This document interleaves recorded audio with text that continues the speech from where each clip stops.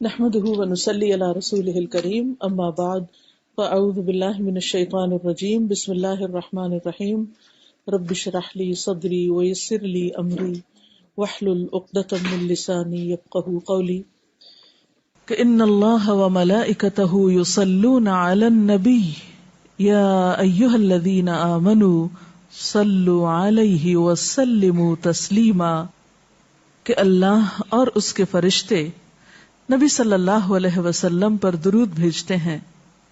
اے لوگو جو ایمان لائے ہو تم بھی ان پر درود و سلام بھیجو۔ تو رسول اللہ صلی اللہ علیہ وسلم کے ذکر کا، آپ کی یاد کا بہترین طریقہ آپ پر درود بھیجنا ہے، آپ کے لیے دعائے رحمت کرنا ہے۔ وہ عظیم ہستی جس پر اللہ رب العزت کی رحمت برستی ہے، جس کا ذکر اللہ سبحانہ و تعالی فرشتوں میں کرتے ہیں، جن پر فرشتے دعائے رحمت بھیجتے ہیں، آخر ان کا ذکر اور ان پر درود و سلام میں اور آپ کیوں نہ بھیجیں گے؟ آپ صلی اللہ علیہ وسلم پر درود بھیجنا خود ہمارے اپنے لیے باعث سعادت ہے، باعث رحمت ہے۔ آپ صلی اللہ علیہ وسلم اس کے محتاج نہیں۔ مشرق ہو یا مغرب، شمال ہو یا جنوب، دنیا کے گوشے گوشے میں آپ کا ذکر خیر ہو رہا ہے، دن رات، آذانوں میں، نمازوں میں، جہاں جہاں آپ کا نام لیا جائے۔ لیکن اگر ہم درود شریف پڑھتے ہیں تو اس کا فائدہ خود ہم ہی کو پہنچتا ہے، ہمارے اپنے لیے باعث رحمت ہے، تمام غموں، دکھوں، تکلیفوں، مصیبتوں اور پریشانیوں سے نکلنے کا راستہ ہے، درجات کی بلندی کا ذریعہ ہے۔ رسول اللہ صلی اللہ علیہ وسلم نے فرمایا، جس نے مجھ پر ایک بار درود بھیجا اللہ تعالیٰ اس پر 10 مرتبہ رحمتیں نازل فرمائے گا۔ ایک بار درود پڑھنے کا اجر و ثواب، اس کے 10 گناہ معاف فرمائے گا، یعنی صرف 10 رحمتیں نہیں، 10 گناہوں کی بخشش بھی ہوگی اور 10 درجے بلند فرمائے گا، یعنی درجات کی بلندی بھی۔ اسی طرح درود شریف آپ صلی اللہ علیہ وسلم سے قربت کا ذریعہ بھی ہے۔ حدیث پاک میں آتا ہے، قال رسول اللہ صلی اللہ علیہ وسلم اول الناس بی یوم القیامت اکثرهم علی صلاۃ، قیامت کے روز مجھ سے سب سے زیادہ قریب لوگ وہ لوگ ہوں گے جو دنیا میں سب سے زیادہ مجھ پر درود بھیجنے والے تھے، یعنی قیامت کے دن آپ کا قرب بھی درود شریف کی وجہ سے نصیب ہوگا۔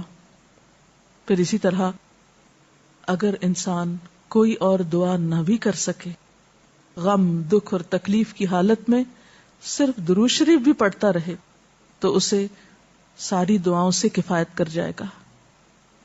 ایک حدیث میں آتا ہے، حضرت ابی ابن کعب رضی اللہ تعالی عنہ کہتے ہیں کہ میں نے آپ صلی اللہ علیہ وسلم سے عرض کیا، اے اللہ کے رسول صلی اللہ علیہ وسلم، میں آپ پر کثرت سے درود بھیجتا ہوں، یعنی بہت زیادہ آپ پر درود بھیجتا ہوں، اپنی دعا میں سے کتنا وقت میں درود کے لیے وقف کروں، یعنی جتنی میں دعائیں مانگتا ہوں ان میں سے کتنے وقت کے لیے درود پڑھا کروں، یعنی آپ پر دعائے رحمت بھیجوں یا آپ کے لیے دعائے رحمت کروں۔ درود کا مطلب یہی ہوتا ہے۔ تو آپ صلی اللہ علیہ وسلم نے فرمایا، جتنا تو چاہے۔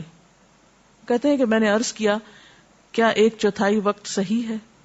1/4؟ آپ نے فرمایا جتنا تو چاہے، لیکن اگر اس سے زیادہ کر لے تو تیرے ہی لیے بہتر ہے۔ میں نے عرض کیا، آدھا وقت مقرر کر لوں؟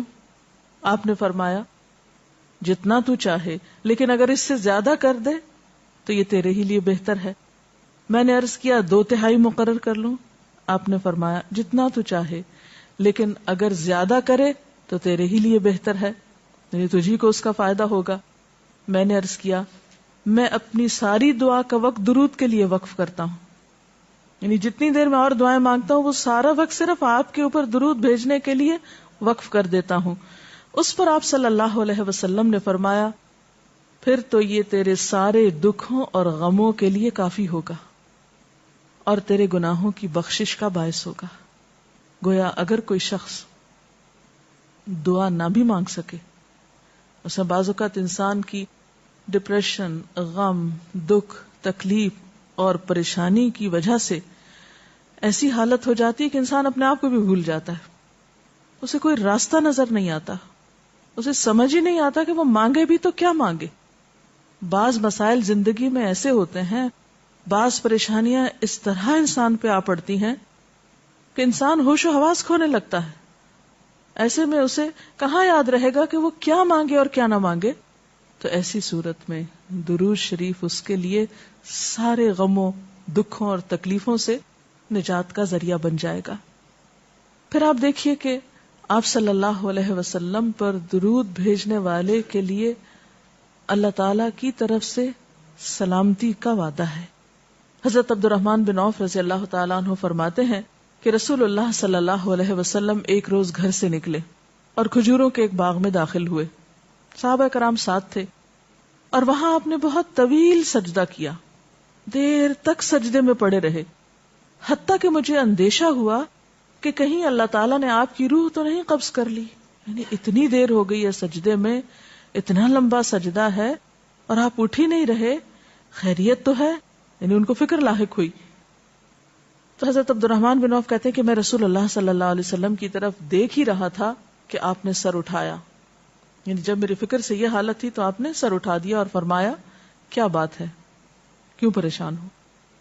میں نے اپنی فکر کا ذکر کیا، بات بتائی تو آپ نے فرمایا کہ جبریل علیہ السلام نے مجھ سے کہا ہے کہ اے محمد صلی اللہ علیہ وسلم، کیا میں آپ کو ایک بشارت دوں، ایک خوشخبری نہ دوں؟ اللہ کریم فرماتا ہے جو شخص آپ پر درود بھیجے گا میں بھی اس پر رحمت نازل کروں گا، اور جو آپ پر سلام بھیجے گا میں بھی اس پر سلام بھیجوں گا. گویا جو شخص رسول اللہ صلی اللہ علیہ وسلم پر سلام بھیجتا ہے جواب میں اس کے لیے اللہ کا سلام آتا ہے.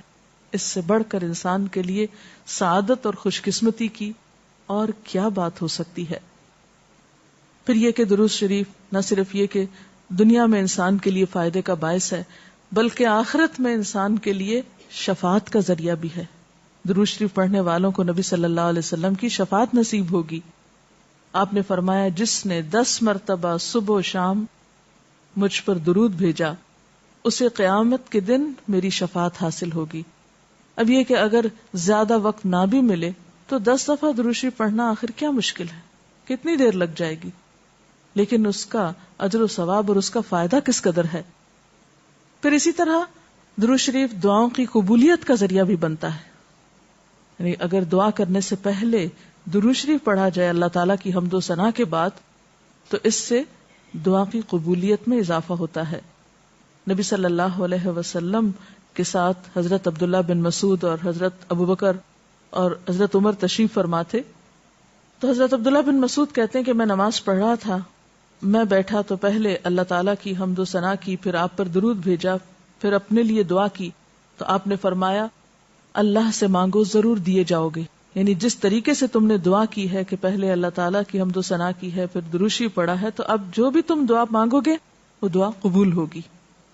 پھر اسی طرح ہم دیکھتے ہیں کہ درود شریف نیکیوں کا دروازہ کھولتا ہے، نیکیوں میں اضافے کا ذریعہ بنتا ہے.